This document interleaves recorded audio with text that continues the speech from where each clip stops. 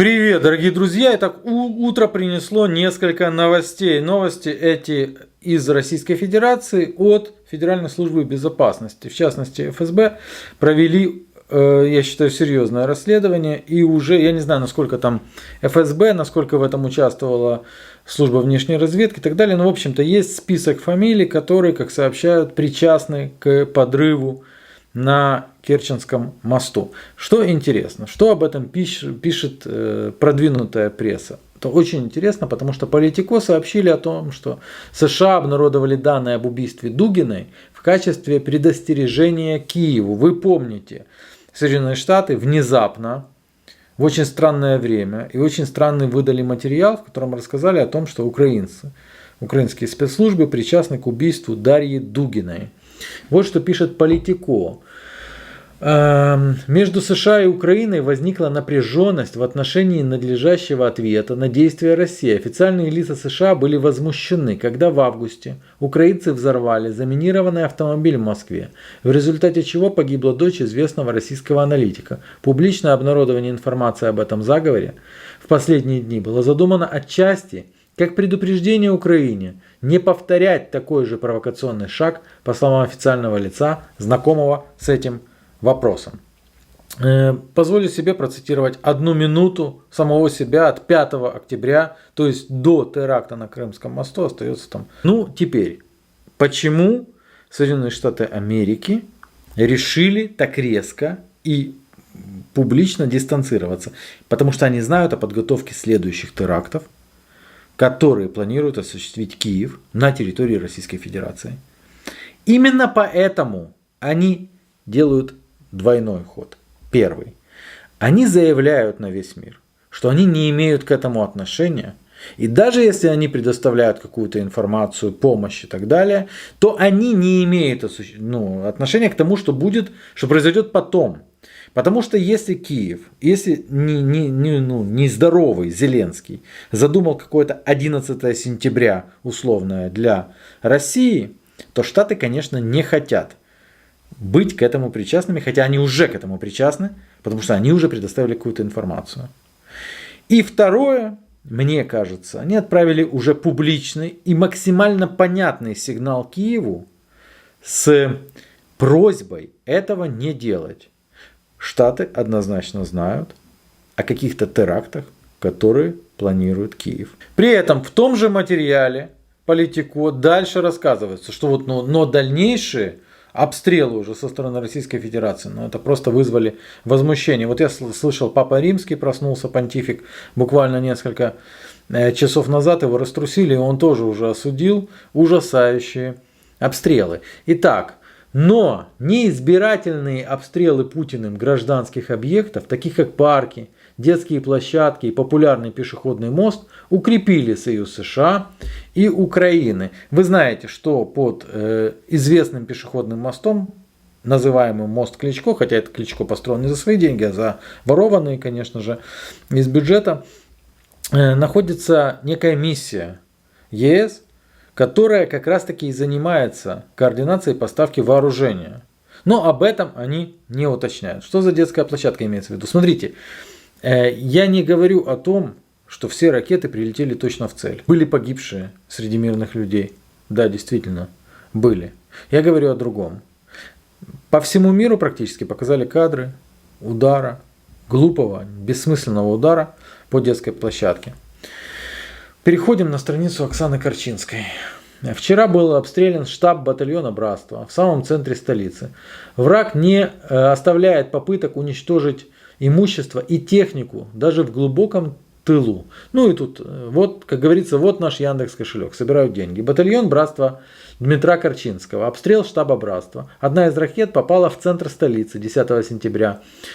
Взорвалась в 50 метрах от штаба «Братства». У вражеской разведки были устаревшие данные, которые пыталась ликвидировать учебную базу и центр по рекрутингу батальона.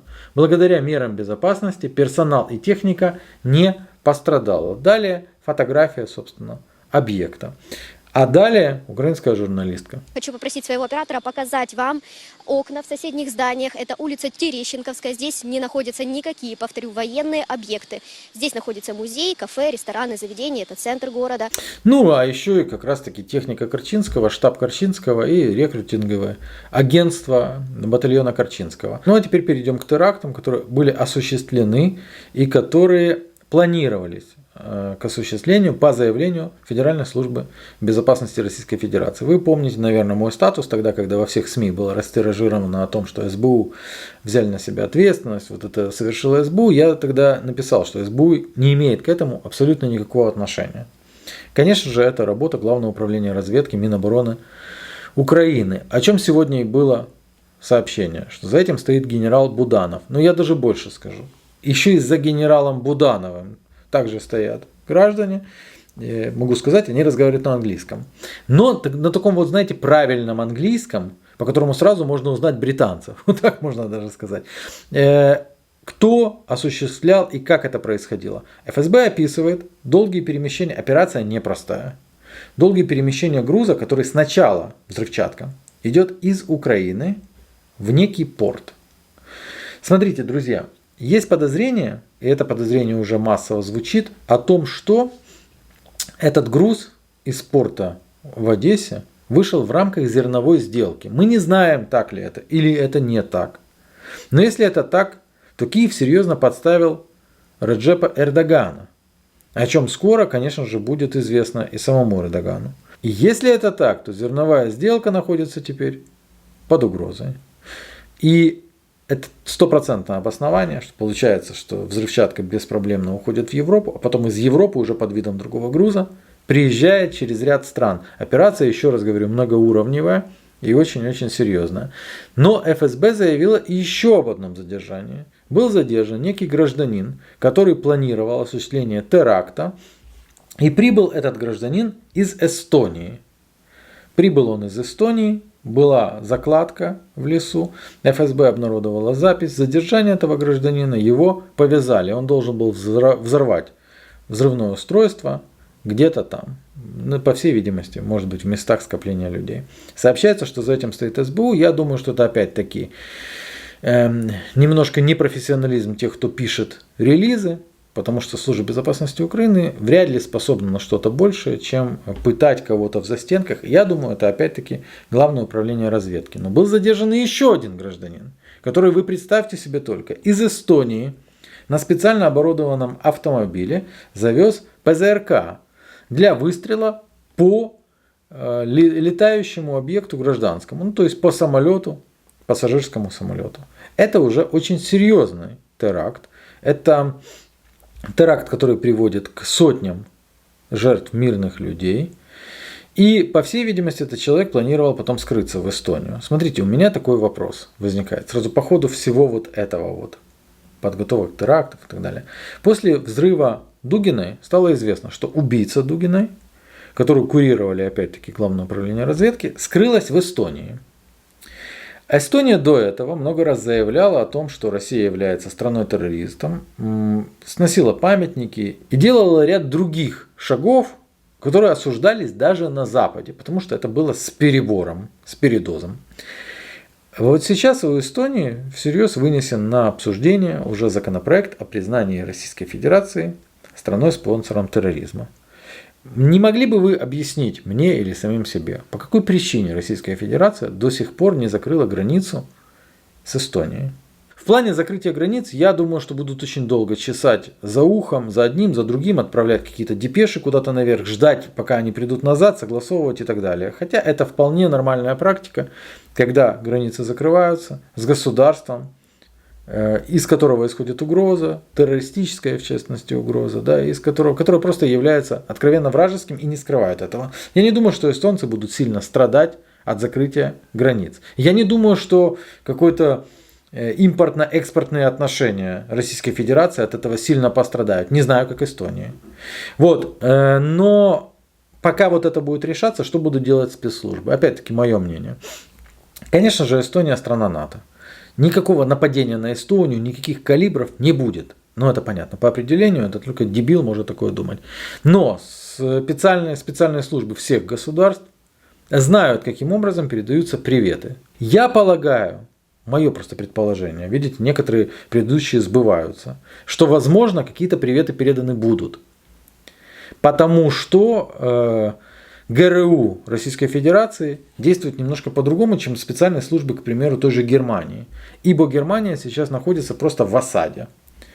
Происходят подрывы газопроводов, потом происходит непонятный инцидент на нефтепроводе «Дружба», вы знаете сегодня, который проходит по польской территории. Ой, повреждения, а это основная нить, которая несет нефть в Германию. Ну, то есть Германию на самом деле сейчас обложили. Германия выглядит как очень слабый игрок, которого можно пинать. Скорее всего, какой-то ответ от Российской Федерации будет. Это будет точечный ответ. Возможно, мы о нем узнаем в ближайшие уже недели. Будет ли что-то со стороны Украины, со стороны Киева, ответка какая-то Российской Федерации? Да. По моим размышлениям, Киев планирует еще ряд акций на территории Российской Федерации, акций публичных, ну и акций очень, очень жестких и очень громких. Это просто мои размышления, такие из анализа. А мы продолжаем наблюдать. Пока.